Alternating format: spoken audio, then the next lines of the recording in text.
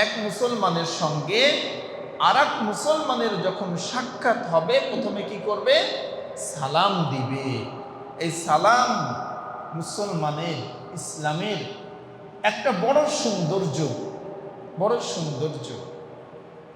নবী করিম সাল্লাল্লাহু আলাইহি ওয়াসাল্লাম বুখারী শরীফের ৬২২৭ নম্বর হাদিসে হযরতে আবু হুরায়রা রাদিয়াল্লাহু তাআলা আনহু হাদিসটি বর্ণনা করেন, আল্লাহ রাব্বুল আলামিন যখন হযরতে আদম আলাইহিস সালাতু ওয়াস সালামকে সৃষ্টি করলেন, হযরতে আদমের আকৃতি দান করলেন, আদমের দেহের মধ্যে রূহ ফুঁকে দিলেন। এরপরে আল্লাহ রাব্বুল আলামিন হযরতে আদমকে বললেন, ও আদম, ওই যে দেখছো ফেরেশতার দল, ওই ফেরেশতার দলের কাছে যে তুমি সালাম দিবে এবং তারা সালামের উত্তরটা কিভাবে দেয় এটা তুমি খুব মনোযোগ দিয়ে শ্রবণ করবে। হযরতে আদম আলাইহিস সালাতু ওয়াস সালাম যেখানে ফেরেশতাদের দল ছিল ওখানে যে সালাম দিলেন, আসসালামু আলাইকুম, এতটুক বললেন আদম নবী। ফেরেশতার দল বললেন, ওয়া আলাইকুমুস সালাম ওয়া রাহমাতুল্লাহ। হযরত আদম আলাইহিস সালাতু ওয়াস সালাম আসসালামু আলাইকুম বললেন, আপনাদের উপর শান্তি বর্ষিত হোক। আর ফেরেশতারা কি উত্তর দিলেন? ওয়া আলাইকুমুস সালাম ওয়া রাহমাতুল্লাহ, আপনার উপরেও শান্তি এবং রহমত বর্ষিত হোক।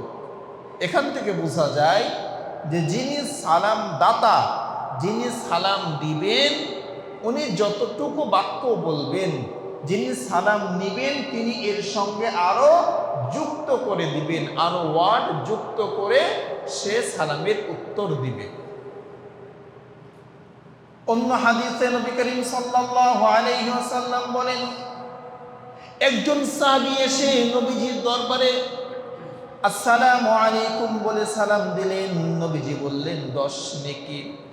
আরেকজন এসে আসসালামু আলাইকুম ওয়া রাহমাতুল্লাহ, নবীজি বললেন 20 নেকি। আরেকজন এসে আসসালামু আলাইকুম ওয়া রাহমাতুল্লাহি ওয়া বারাকাতুহু, নবীজি বললেন 30 নেকি।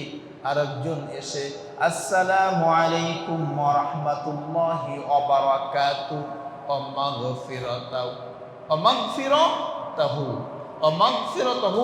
এই বর্ণনাটি একটু দুর্বল, এজন্য আমরা মাগফিরাত শব্দটি ব্যবহার না করে আসসালামু আলাইকুম ওয়া রাহমাতুল্লাহি ওয়া বারাকাতুহু পর্যন্তই থাকব।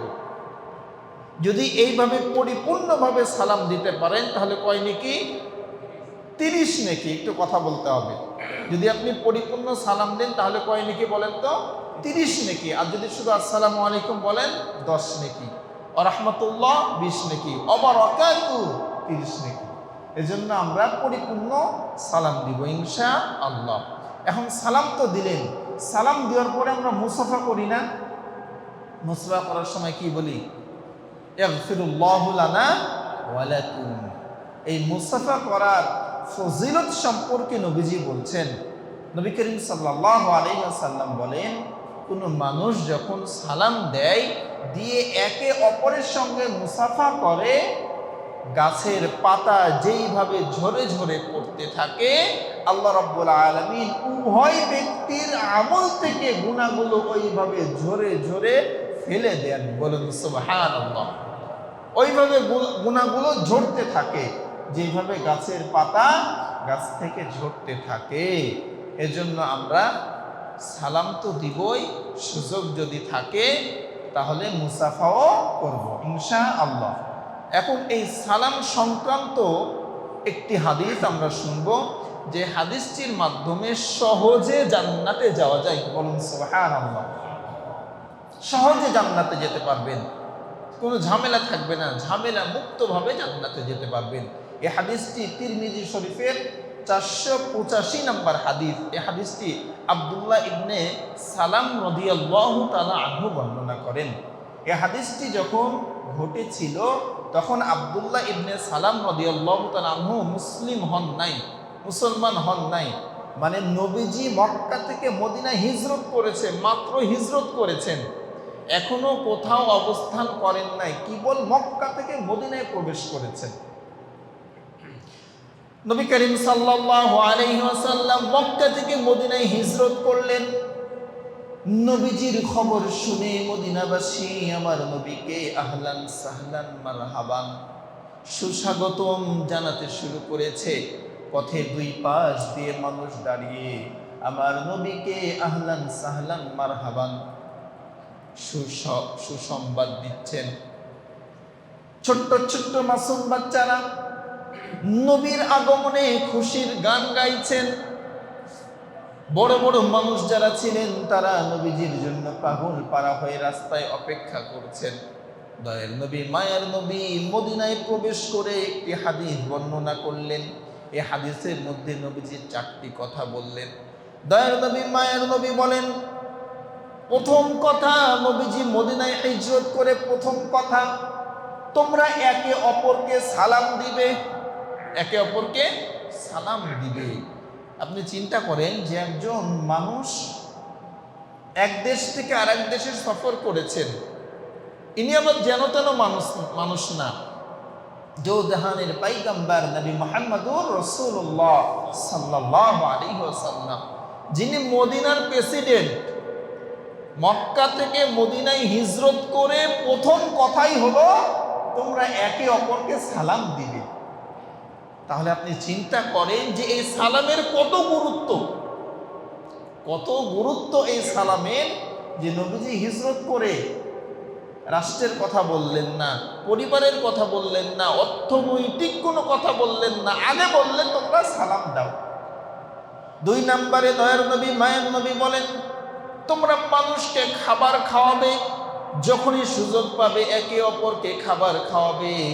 3 নম্বরে নবীজি বলেন, তোমরা যখন রাত্রি গভীর হয়ে যাবে তাহাজ্জুদের নামাজের জন্য দাঁড়িয়ে যাবে। 4 নম্বরে নবীজি বলেন, তোমরা রক্তের সম্পর্ক বজায় রাখবে। দয়ার নবী মায়ের নবী মদিনায় হিজরত করে এই 4টি কথা মদিনাবাসীকে জানিয়ে দিলেন। হযরত আব্দুল্লাহ ইবনে সালাম, যিনি এই হাদিসটি বর্ণনা করেন, তিনি বলেন, আমি নবীজির চেহারার দিকে তাকিয়ে আমার মন আমাকে বলল, এই মানুষ কখনো মিথ্যুক হতে পারে না। সুবহানাল্লাহ। নবীজির চেহারা দেখে বর্ণনাকারী সাহাবী আব্দুল্লাহ ইবনে সালাম, উনি কিন্তু এখনো মুসলমান হন নাই, উনি বলছেন যে নবীজির চেহারা দেখে আমি বললাম যে এই চেহারার মানুষ কখনো মিথ্যা বলতে পারে না। তাহলে নবীজি মক্কা থেকে মদিনায় হিজরত করে প্রথম কথাটা কি ছিল ভাই? সালাম দিবে, তোমরা একে অপরকে সালাম দিবে। এই সালাম কেন আপনি দিবেন? এই সালাম এমন একটি ইবাদত যে এই সালামের মাধ্যমে একে অপরের সঙ্গে ভালোবাসা, মিল মহব্বত তৈরি হয়, আন্তরিকতা তৈরি হয়। আপনার সঙ্গে যার গন্ডগোল, মনোমালিন্য, তাকে বেশি বেশি সালাম দেন। এই সালাম এর মাধ্যমে একে অপরের ওপরে ভালোবাসা সৃষ্টি হবে। আমাদের কাছে অনেক কমপ্লেন আসে, হুজুর 20 বছর বিয়ে করেছি, হুজুর গো একটা রাত আরামে ঘুমাতে পারি না, সবসময় বাড়িয়ালির সঙ্গে শুধু ঝগড়া, বিবাদ, গন্ডগোল লেগেই থাকে। ওই ভাইকে যদি জিজ্ঞেস করি যে বউকে কয়দিন সালাম দিয়েছেন, তো বললো, হুজুর আপনারও কাজ নাই, বউকে আবার সালাম দেবো, এটা লজ্জার বিষয়, এটা করা যায় নাকি?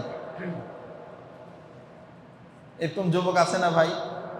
কয়জন সালাম দেন স্ত্রীকে? যদি হাত তুলতে বলি অনেক হাতে উঠবে না। আমরা এমন হতভাগ্য মানুষ যে বাবা মাকে সালাম দিতে লজ্জা পায়, ছোট ভাইকে সালাম দিতে লজ্জা পায়। কিন্তু আপনি বলেন তো, আপনার মাকে ভালোবাসেন না? আপনার মার কল্যাণ চান না? আপনার বাবার কল্যাণ চান না? আপনি তো মাকে ভালোবাসেন, বাবাকে ভালোবাসেন, সন্তানদেরকে ভালোবাসেন, স্ত্রীকে ভালোবাসেন, তাদের কল্যাণ চান, কিন্তু সালাম কেন দেন না? এই সালামের মাধ্যমে তো আপনি কল্যাণ কামনা করছেন।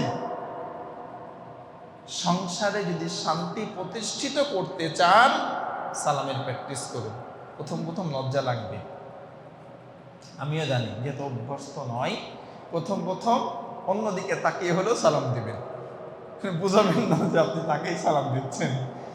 এইভাবে অভ্যাস করুন, আস্তে আস্তে ঠিক হয়ে যাবে। দেখবেন সংসারে আল্লাহর পক্ষ থেকে ভালোবাসা, রহমত আল্লাহ দান করবেন। তাহলে একজন মুসলমানের উপরে আরেক মুসলমানের যে 6টি হক অধিকার, এর মধ্যে 1 নাম্বার কি? সালাম দিবেন। সালামটা সহি শুদ্ধভাবে দিতে হবে। আমরা অনেকেই সালামটা সহি শুদ্ধ দিতে পারি না, অনেকে অনেক কম বেশি ওয়ার্ড ব্যবহার করি।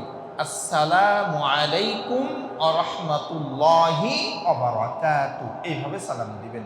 এইভাবে সালাম না দিলে যদি ওয়ার্ডে উল্টাপাল্টা হয়ে যায়, অক্ষর ঠিকভাবে উচ্চারণ না হয়, তাহলে অর্থ পরিবর্তন হয়ে যাবে। এইভাবেই সালাম দিবেন।